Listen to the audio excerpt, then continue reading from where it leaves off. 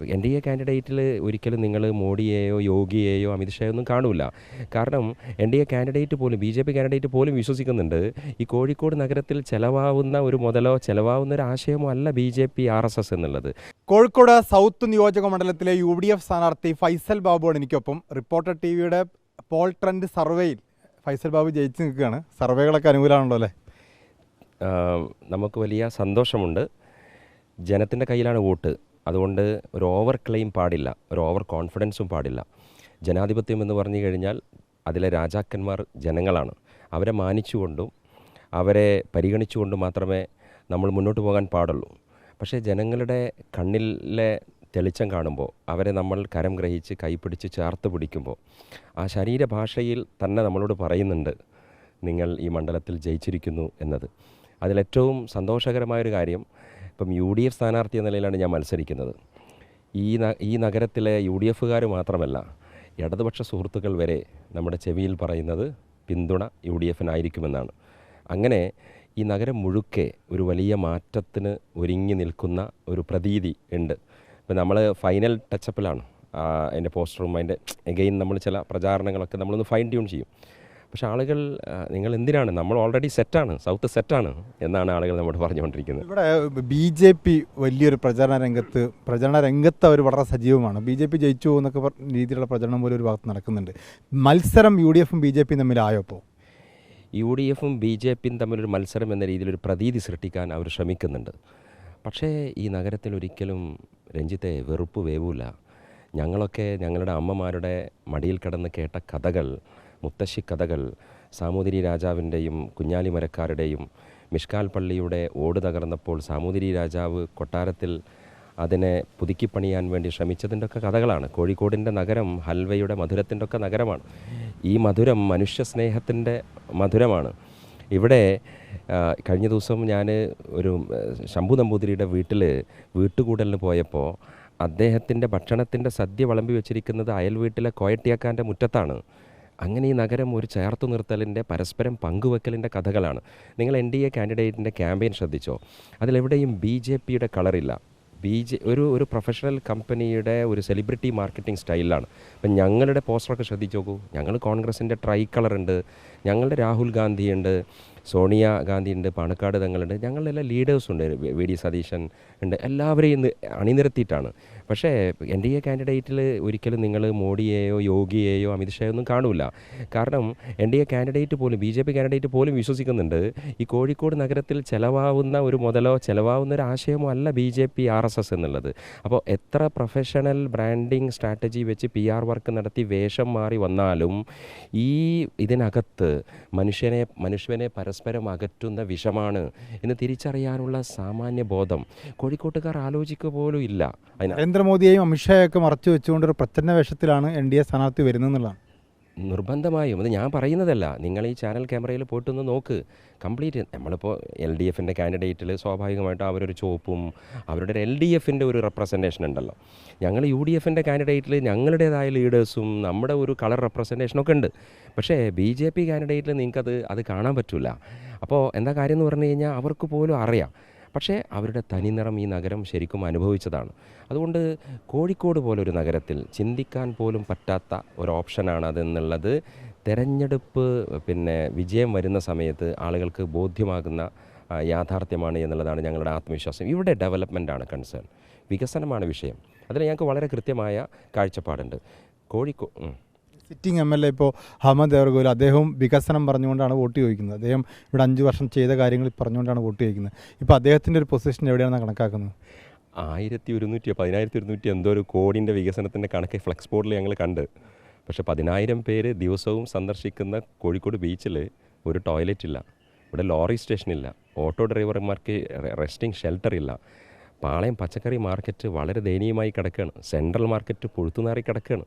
Stadium പൂട്ടിക്കിടക്കുകയാണ്. മാങ്കാവിൽ fly over ഉണ്ടാക്കിയിട്ടില്ല. കുതിരവട്ടത്തെ LP school പോലെ അടഞ്ഞു കിടക്കുകയാണ്. നമ്മുടെ മീൻചന്തയിൽ ആർട്സ് ആൻഡ് സയൻസ് കോളേജിൽ ഒരു ന്യൂ ജനറേഷൻ കോഴ്സും ഇല്ല. പയ്യാനക്കൽ ശ്വാസം മുട്ടി നിൽക്കുകയാണ്. അങ്ങനെ ഈ നഗരം മുഴുവൻ ബാക്കോട്ട് അടിച്ച് നിൽക്കുകയാണ്. നിങ്ങളുടെ ചാനലിൻ്റെ റിപ്പോർട്ടിങ്ങിൽ നിലവിലുള്ള സിറ്റിംഗ് MLAയുടെ റാങ്ക് എത്ര? 139 മറ്റോ ആണ് എന്ന് പറഞ്ഞു കഴിഞ്ഞാൽ കേരളത്തിലെ ഏറ്റവും ബെസ്റ്റായിട്ടുള്ള ഒരു സിറ്റിയിൽ വേസ്റ്റ് അഡ്മിനിസ്ട്രേഷൻ നടന്നു എന്നുള്ളത് UDF അല്ല പറഞ്ഞത്. ചാനലിലെ നിങ്ങളുടെ വസ്തുതാന്വേഷണ സംഘം ശാസ്ത്രീയമായി പഠിച്ചതാണ്. ഞാൻ രഞ്ജിത്ത് നിങ്ങൾ എൻ്റെ നല്ല സുഹൃത്താണ്, പക്ഷേ നിങ്ങളൊരു പ്രോ UDF സോഫ്റ്റ് കോർണർ നമ്മൾ എടുക്കുന്നില്ല എന്ന് നമ്മൾ പ്രതീക്ഷിക്കുന്നില്ലല്ലോ. അങ്ങനെയല്ല, സ്വാഭാവികമായിട്ടും നിങ്ങൾക്ക് ചാനലിൻ്റെ പൊസിഷൻ ഉണ്ട്. അപ്പോൾ ഞങ്ങൾ രക്ഷപ്പെടുത്താൻ അത് ചെയ്തു അല്ലല്ലോ. അപ്പോൾ അതുകൊണ്ട് ഈ നഗരത്തെ നമുക്ക് ഇതിൽ നിന്നൊക്കെ രക്ഷപ്പെടുത്തണമെന്ന് UDF അല്ല ആഗ്രഹിക്കുന്നത്, ഇവിടുത്തെ പൊതുജനം ആഗ്രഹിക്കുന്നു. കോഴിക്കോട് ഒരു ഡിഫറെൻറ്റ് കമ്മ്യൂണിറ്റിയാണ് ഇവിടെ എലീറ്റ് ക്ലാസ് കമ്മ്യൂണിറ്റി ഉണ്ട്, ഏറ്റവും താഴേക്കുള്ള തൊഴിലാളികളുണ്ട്, മത്സ്യത്തൊഴിലാളികളുണ്ട്, ഓട്ടോ ഡ്രൈവർമാരുണ്ട്, ലോറി ഡ്രൈവർമാരുണ്ട്. ഒരു മിക്സ് ഉണ്ട് ഇവിടെ, എല്ലാ അർത്ഥത്തിലും കൾച്ചറലി ഒരു മിക്സ് ഉണ്ട് ഇവിടെ. നമുക്ക് ബോറ കമ്മ്യൂണിറ്റി ഉണ്ട്, ഗുജറാത്തി സ്ട്രീറ്റ് ഉണ്ട് ഇവിടെ, അതുപോലെ നമുക്ക് ബ്രാഹ്മൺ കമ്മ്യൂണിറ്റി ഉണ്ട്, ഇവിടെ നായർ കമ്മ്യൂണിറ്റി ഉണ്ട്, ഇവിടെ ഈഴവ കമ്മ്യൂണിറ്റി ഉണ്ട്, മുസ്ലിം കമ്മ്യൂണിറ്റിയിലെ എല്ലാ വൈവിധ്യങ്ങളും ഇവിടെ ഉണ്ട്. അങ്ങനെ ലിംഗ്വിസ്റ്റിക് ഡൈവേഴ്സിറ്റിയെ നമുക്ക് കാണാൻ പറ്റും, ഇവിടെ റിലീജിയസ് ഡൈവേഴ്സിറ്റിയെ നമുക്ക് കാണാൻ പറ്റും. പിന്നെ ഈ ഒരു തൊഴിൽ മേഖലയിലെ രണ്ട് ഉന്നതരും തൊഴിൽ മേഖലയിലെ എല്ലാ ടൈപ്പ് ഓഫ് കമ്മ്യൂണിറ്റിനെയും നമുക്ക് കാണാൻ പറ്റും. അപ്പോൾ അവരുടെയൊക്കെ പ്രയാസങ്ങളെ, വിഷമങ്ങളെ, സങ്കടങ്ങളെ അഡ്രസ്സ് ചെയ്യുക എന്നുള്ളതാണ് UDFനെ സംബന്ധിച്ചിടത്തോളം നമുക്ക് പ്രസക്തമായിട്ടുള്ളത്. കോഴിക്കോടിനെ നമുക്കൊരു ഇൻ്റർനാഷണൽ സ്റ്റാൻഡേർഡിൽ നമുക്ക് പ്ലേസ് ചെയ്യാൻ പറ്റണം. ഞാൻ രഞ്ജിത്തിനോടൊരു കാര്യം പറയാണ്, നമുക്ക് അടുത്ത 5-ാമത്തെ വർഷം ഇതേപോലെ നിൽക്കേണ്ടി വരും, ഇങ്ങനെ നിൽക്കേണ്ടി വരും. അപ്പോൾ നിങ്ങൾ എന്നോട് എന്താ പറയുക? ഒന്ന് തിരിഞ്ഞു നോക്കൂ എന്നാ പറയാം. ഈ നഗരം നമുക്കൊരു ഓപ്ഷൻ തന്നാൽ, ഞാൻ നേരത്തെ പറഞ്ഞു ജനങ്ങളുടെ കയ്യിലാണ്, അതിനെ വെല്ലുവിളിക്കാൻ പാടില്ല. ഈ നഗരം UDF കാൻഡിഡേറ്റിന് ഒരു ഓപ്ഷൻ തന്നാൽ അടുത്ത 5-ാമത്തെ വർഷം നമുക്ക് ഇങ്ങനെ നിൽക്കേണ്ടി വരും. ലോകത്ത് സഞ്ചാരികൾ നിർബന്ധമായും സന്ദർശിക്കേണ്ടുന്ന മസ്റ്റ് വിസിറ്റ് 10 ഡെസ്റ്റിനേഷൻസിൽ ഒന്നാക്കി നമ്മൾ കോഴിക്കോടിനെ മാറ്റും. ഈ നഗരത്തിൽ ഭയങ്കര ചൂടാണ്, നമ്മൾ അർബൻ ഫോറസ്റ്റ് കൊണ്ടുവരും, മിയാവാക്കി ഫോറസ്റ്റ് കൺസെപ്റ്റ് ഇവിടെ നമുക്ക് കൊണ്ടുവരാൻ പറ്റും. നമുക്ക് കോഴിക്കോടിനെയോ കേരളത്തെയോ ഇങ്ങനെ വികസിപ്പിക്കാൻ പറ്റില്ല, കാരണം നമുക്ക് ഭൂമി കുറവാണ്, നമുക്ക് ഡെൻസിറ്റി കൂടുതലാണ്, നമുക്ക് ഇങ്ങനെ വികസിക്കാനേ പറ്റൂ. അതുകൊണ്ട് ഇവിടെ എലവേറ്റഡ് റോഡ്സ് വേണം. ഈ നഗരത്തിൽ ഞങ്ങൾ ലൈറ്റ് മെട്രോ അടിയന്തര പ്രാധാന്യത്തോടെ കൊണ്ടുവരും. ഇവിടുത്തെ കംപ്ലീറ്റ് സീവേജ് കംപ്ലീറ്റ് പുതുക്കി പണി. ഇവിടുത്തെ എന്താ പറയുക, നമ്മൾ നടപ്പാതകൾ ഒരു സെൽഫ് അസിസ്റ്റഡ് വീൽ ചെയറിൽ ഒരാൾക്ക് പോകാൻ പറ്റുന്ന രീതിയിലാക്കണം. 30 ഏക്കർ 27 ഏക്കർ സ്ഥലത്താണ് നമ്മുടെ മീഞ്ചന്ത് ആർട്സ് ആൻഡ് സയൻസ് കോളേജ്. ഈ നഗരത്തിൽ തന്നെ നമുക്കൊരു ഓട്ടോണമസ് യൂണിവേഴ്സിറ്റി കൊണ്ടുവരാൻ പറ്റും. പുറത്ത് നിന്ന് പഠിക്കാൻ ആഗ്രഹിക്കുന്ന കുട്ടികളുടെ ഡെസ്റ്റിനേഷനാക്കിയിട്ട് നമുക്ക് കോഴിക്കോടിനെ മാറ്റാൻ പറ്റും. നമ്മളെ മാനസികാരോഗ്യ കേന്ദ്രം 100s ഓഫ് ഏക്കേഴ്സ് സ്ഥലത്താണത്, അതിനെ നമുക്കൊരു മെൻ്റൽ വെൽബീയിങ് സെൻ്ററാക്കി നമുക്ക് മാറ്റാൻ പറ്റും. ഇവിടെ കാൽപന്ത് കളിയെ പ്രണയിക്കുന്ന ജെൻസി കമ്മ്യൂണിറ്റിൻ്റെ ഇടയിൽ നിന്നിട്ടാണ് ഞാൻ സംസാരിക്കുന്നത്. അവർക്ക് information technology, artificial intelligence base ചെയ്തിട്ട് ഈ നഗരത്തിൻ്റെ വൈബ്, കോഴിക്കോട് ഭയങ്കര വൈബാണ്. ഇവിടുത്തെ മനുഷ്യന്മാർ വേറെ ലെവലാണ്, ഇവിടുത്തെ ആൾക്കാരുടെ ആറ്റിറ്റ്യൂഡ് ഭയങ്കര ലെവലാണ്. ഓരോ ചേച്ചിയും ചേട്ടനും ഓരോ ഉമ്മയും ഓരോ ഉപ്പയും നമ്മളെ ചേർത്ത് പിടിക്കുമ്പോൾ ആ വൈബ് നമുക്ക് ഫീൽ ചെയ്യുന്നുണ്ട്. അതുകൊണ്ട് ആൾക്കാരുടെ ഒരു വെൽക്കമിങ് മൂഡുണ്ട്, ഇവിടുത്തെ ആളുകളുടെ ഒരു പോസിറ്റീവ് ആറ്റിറ്റ്യൂഡ് ഉണ്ട്. നിങ്ങളൊരാളെ കൈ കൊടുക്കും, കോഴിക്കോട്ടെങ്ങാരിൽ ഇറങ്ങിയിട്ട് ഒരാളെ ക്ഷയിക്കാൻ കഴിയും, അപ്പം തന്നെ അത് നേരെ കൽബിലേക്ക്, ഹൃദയത്തിലേക്ക് ഒരു മുഹബത്ത് അവിടെ വിരിയും. അതുകൊണ്ട് ഡോക്ടർ MK മുനീർ സാഹിബ് എന്ന് പറഞ്ഞു കഴിഞ്ഞാൽ ഈ നഗരത്തിലെ മുഹബത്തിൻ്റെ കൂടി രാജകുമാരൻ. ഡോക്ടർ MK മുനീർ എന്ന പേരിന് ആ ഒരു പര്യായ പദമുണ്ടെങ്കിൽ ഞാനതിനെ മുഹബത്ത് ഇഷ്ക് എന്ന് പറയും. അപ്പോൾ എനിക്ക് മുനീർ സാഹിബ് തന്നിരിക്കുന്ന ഉപദേശം റോഡ്, തോട്, പാലം, സ്കൂള് എല്ലാം സെക്കൻഡ്, രണ്ടാമത്. ഒന്നാമത്തെ കാര്യം ഈ നഗരത്തിൻ്റെ സ്നേഹത്തെ, രാഹുൽ ഗാന്ധി പറഞ്ഞ പോലെ കോഴിക്കോടിനെ നമ്മൾ എക്സാക്റ്റ് മുഹബത്ത് കി ദുഃഖാനാക്കി നമ്മൾ മാറ്റും. നമ്മളെ സൗത്ത് ബീച്ചിനെ നമുക്ക് ഇൻ്റർനാഷണൽ ലെവലിൽ നമുക്ക് പ്ലേസ് ചെയ്യാൻ പറ്റും. കോഴിക്കോടിൻ്റെ ഭക്ഷണത്തെ നമുക്ക് ഷോക്കേസ് ചെയ്യാൻ പറ്റും.